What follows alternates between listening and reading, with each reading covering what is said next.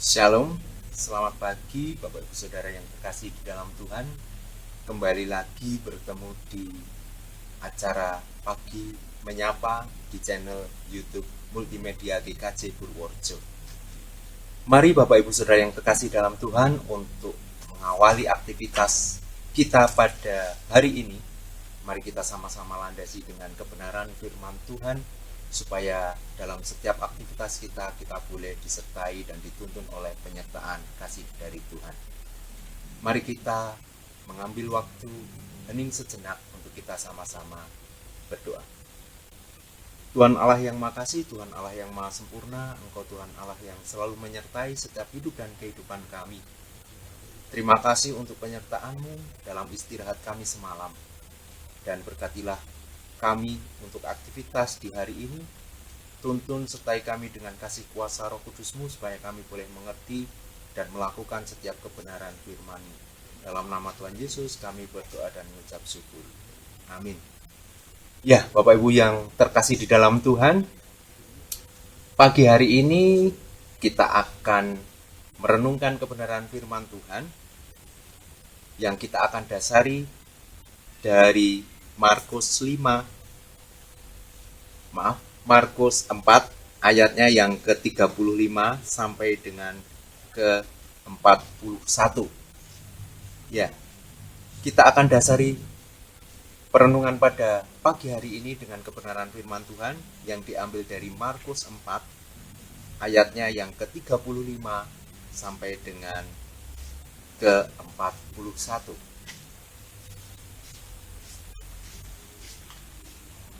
Ya, dan tema pada pagi hari ini saya akan beri judul Saat Tuhan Yesus Tertidur. Mari kita simak sama-sama ayat firman Tuhan yang berjudul Angin Ribut Diredakan. Pada hari itu, waktu hari sudah petang, Yesus berkata kepada mereka, "Marilah kita bertolak ke seberang."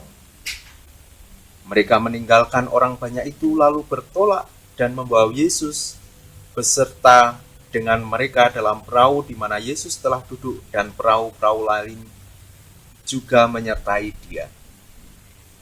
Lalu mengamuklah taufan yang sangat dahsyat, dan ombak menyembur masuk ke dalam perahu sehingga perahu itu mulai penuh dengan air. Pada waktu itu Yesus sedang tidur di buritan di sebuah tilam. Maka murid-muridnya membangunkan Dia dan berkata kepadanya, "Guru, Engkau tidak peduli kalau kita binasa."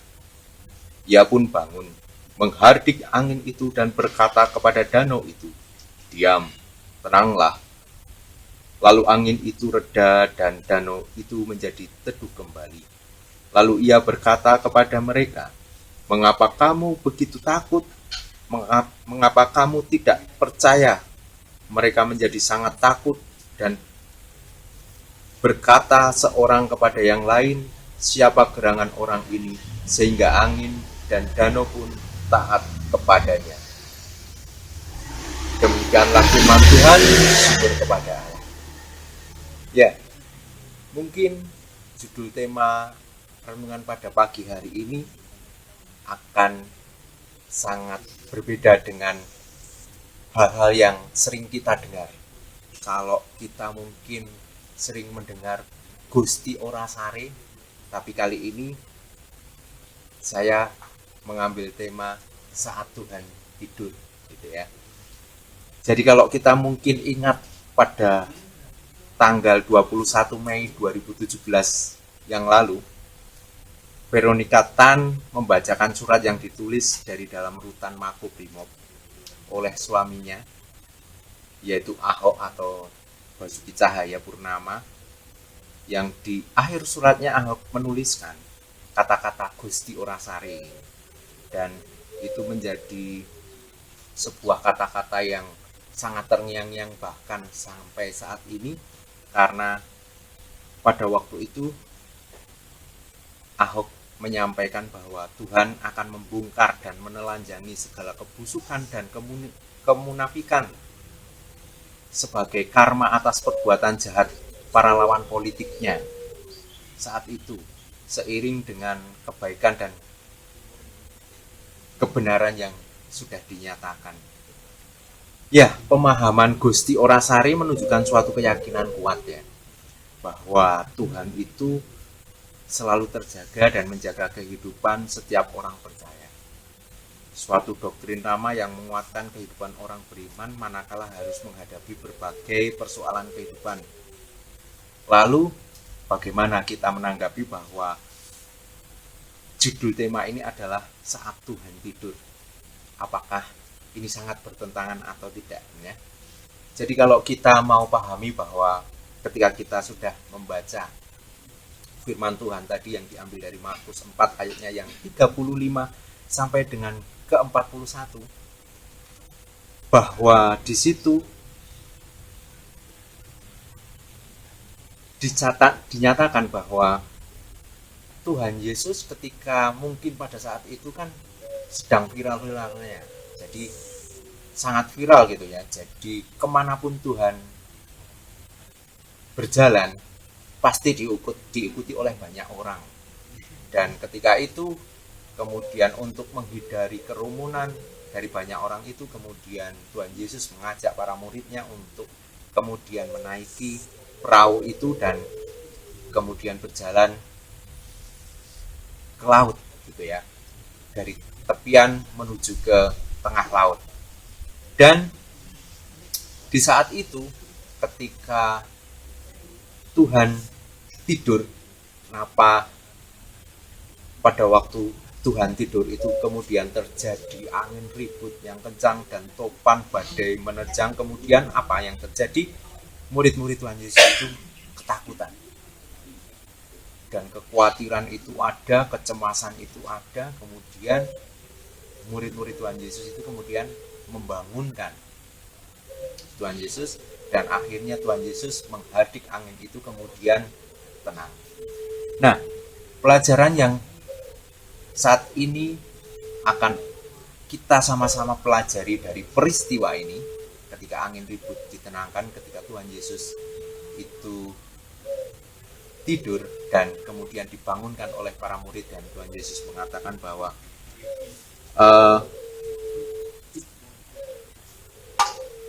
di sini di ayat yang ke-38 disampaikan, pada waktu itu Yesus sedang tidur di buritan di sebuah tilam. Maka murid-muridnya membangunkan dia dan berkata kepadanya, "Guru, engkau tidak peduli kalau kita binasa?" Ia bangun dan menghadik angin itu dan berkata kepada danau itu, "Diam, tenanglah." Lalu angin itu reda dan danau itu menjadi teduh kembali. Lalu ia berkata kepada mereka, "Mengapa kamu begitu takut? Mengapa kamu tidak percaya?" Dari hal itu kita sudah bisa, mungkin kalau kita boleh memahami ataupun boleh merasakan ketika itu ya, murid-murid itu setiap hari berjalan dengan Tuhan Yesus, dan tiap langkah demi langkah mereka pasti juga mengalami ketika Tuhan Yesus bermujizat, ketika Tuhan Yesus menyatakan kuasa-kuasanya, itu kan pasti murid-muridnya itu juga mengalami.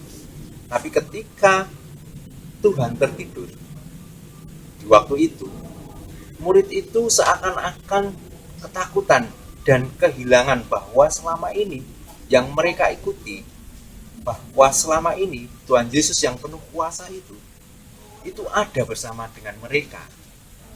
Sehingga pada waktu itu Tuhan Yesus menyatakan bahwa, "Kenapa kamu takut? Kenapa kamu tidak percaya?" Nah, itu mungkin juga terjadi karena kalau kita mau pelajari lebih detail lagi, bahwa disinilah para murid-murid itu gagal memahami situasi saat Tuhan Yesus tidur.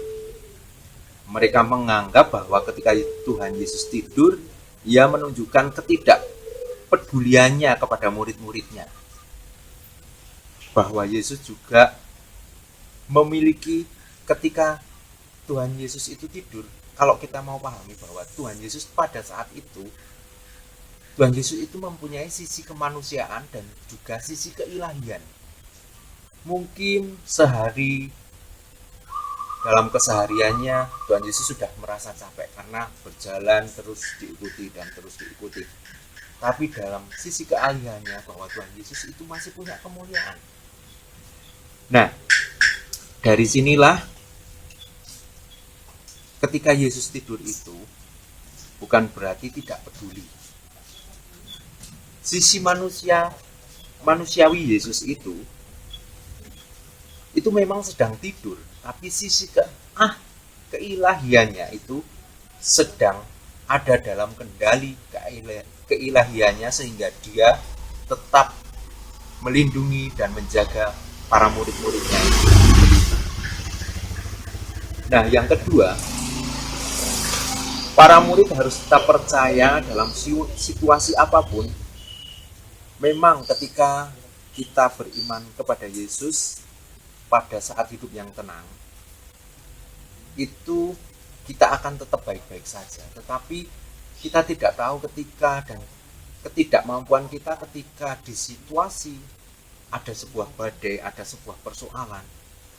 Di situ mungkin kita akan mengalami hal yang sama seperti halnya pada waktu murid-murid itu ketika ada sekonyong-konyong badai itu tiba. Jadi pada waktu badai tiba, mereka tidak sempat menenangkan diri, mereka malah menjadi takut. Dan kemudian mereka gelisah dan mereka membangunkan Tuhan. Nah, Bapak Ibu Saudara yang terkasih di dalam Tuhan, dalam hal ini ketika kita boleh merasakan kehidupan saat ini, memang kita harus belajar dari kebenaran firman Tuhan ini. Di saat tenang, kita harus percaya bahwa Tuhan menyertai diri kita. Dan di waktu persoalan itu terjadi, di waktu badai dan gelombang-gelombang permasalahan itu terjadi, Tuhan itu sebenarnya tetap ada. Walaupun terkadang keadaannya kadang memikirkan, Tuhan kok terjadi ya masalah seperti ini? Kok bisa ya masalah seperti ini terjadi? Kok tidak selesai-selesai? Nah, tapi yang harus kita ambil dari pelajaran pada saat ini, ketika permasalahan itu terjadi, apa yang dilakukan oleh murid-muridnya ketika badai terjadi itu, murid-muridnya apa? Membangunkan Tuhan Yesus dan apa? Minta tolong. Nah, Bapak Ibu Saudara yang terkasih di dalam Tuhan, marilah kita sama-sama belajar. Mungkin dalam setiap kehidupan kita ada kalanya terkadang baik-baik saja, tapi ada kalanya permasalahan, gelombang badai, pergumulan itu terjadi. Yang harus kita lakukan saat gelombang dan permasalahan itu terjadi, yaitu kita harus berseru minta tolong kepada Tuhan. Dan pasti dan yakinkan bahwa Tuhan pasti menolong kita. Itu yang menjadi iman kita, bahwa bukan berarti saat ini ketika masalah itu tidak selesai, saat ini itu Tuhan tidur. Tapi Tuhan hanya sedang menguji diri kita, bagaimana kita untuk terbuka meminta tolong kepada Tuhan, dan bagaimana sikap kita untuk menghadapi persoalan ataupun permasalahan kehidupan ini. Terlebih dahulu tenang dan carilah Tuhan. Kalau mungkin kita saat ini ada kekhawatiran, ada ketakutan dan lain sebagainya, mari kita ingat-ingat kembali bagaimana Tuhan di tahun-tahun sebelumnya, ataupun di firman-firman Tuhan, ataupun di Alkitab ini, bagaimana mujizat-mujizat Tuhan, bagaimana kasih Tuhan, bagaimana pertolongan-pertolongan Tuhan itu terjadi. Itulah yang harus kita ingat, supaya ketika kita minta tolong, pastikan bahwa Tuhan akan menolong kita di waktu yang tepat. Ya, Bapak Ibu Saudara yang terkasih di dalam Tuhan, inilah perenungan firman kita pada pagi hari ini. Semoga apa yang menjadi perenungan pada pagi hari ini bisa menjadi dasar kita untuk lebih melangkah, lebih menjalani hidup ini, lebih berserah kepada Tuhan dan meyakini kuasa Tuhan tetap ada hingga saat ini. Mari kita tutup renungan pada pagi hari ini dengan kita berdoa. Mari kita berdoa. Tuhan Allah yang Maha Kasih, Tuhan Allah yang Maha Sempurna, kami bersyukur untuk perenungan pada pagi hari ini. Biarlah perenungan pada pagi hari ini menguatkan setiap hidup kami. Biarlah renungan pada pagi hari ini menjadi dasar dalam setiap hidup kami untuk melangkah lebih baik lagi. Dan kami boleh menghadapi setiap pergumulan dan permasalahan ini hanya berserah di dalam tangan kuasa-Mu. Kami berserah Tuhan untuk setiap aktivitas kami saat ini dan untuk hidup dan kehidupan ini. Hanya di dalam satu nama Tuhan kami, Yesus Kristus, kami boleh bersyukur dan memohon.